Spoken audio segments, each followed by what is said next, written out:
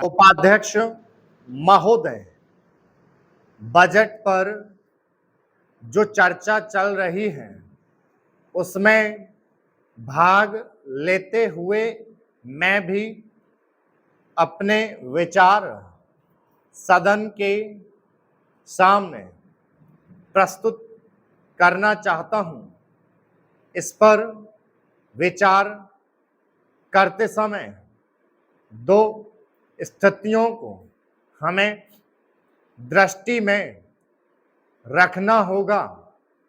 एक दृष्टि यह है कि किस स्थिति से हमारा देश गुजर रहा है, उसमें हमें क्या करना है, और दूसरी दृष्टि यह है कि भविष्य में देश को किस दिशा में ले जाना चाहते हैं। जब तक इन दोनों दृष्टिकोणों को सामने रखते हुए इस बजट को नहीं जांचेंगे, तब तक हम यह निर्णय नहीं कर पाएंगे कि यह जो बजट हमारे सामने रखा गया है वह देश की दृष्टि से उचित बजट है या नहीं।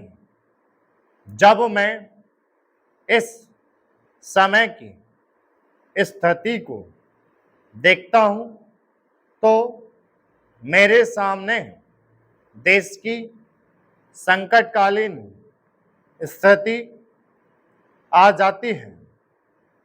किस तरह से चीन और पाकिस्तान की तरफ से हमको खतरा है, किस तरह से वे देश पर हमला करना चाहते हैं और किस तरह से हमारी आपसी एकता को मिटाकर हमको लड़ाकर देश में देशद्रोह फैलाना चाहते हैं।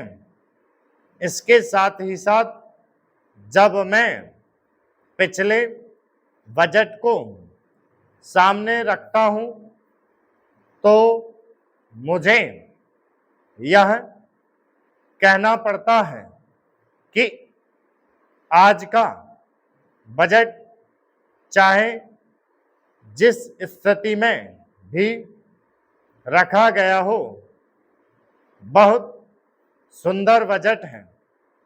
एक ईमानदार कोशिश हमारे वित्त मंत्री महोदय ने इस बजट को तैयार करते समय की है, लेकिन एक राजनीतिज्ञ की दृष्टि से जब मैं देश के भविष्य को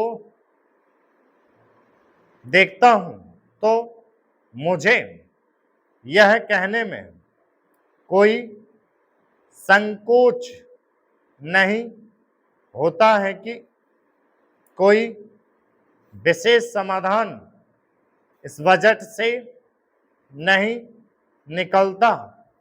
मैं जिस पार्टी से संबंध रखता हूं उसका जो उद्देश्य है उसको सामने रखते हुए मैं यह कह सकता हूं कि जो हमारे सामने आदर्श हैं वे सब आज ही पूरे नहीं हो सकते। हमारे वित्त मंत्री या हमारी सरकार आज ही सब कुछ नहीं कर सकती। स्टॉप।